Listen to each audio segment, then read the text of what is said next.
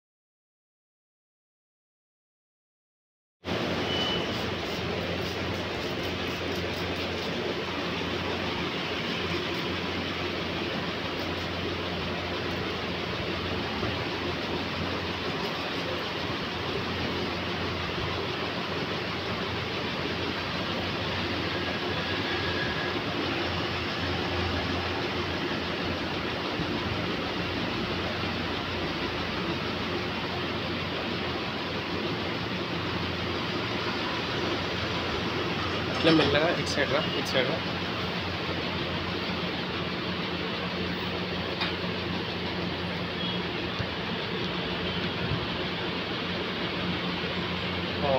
of చేసి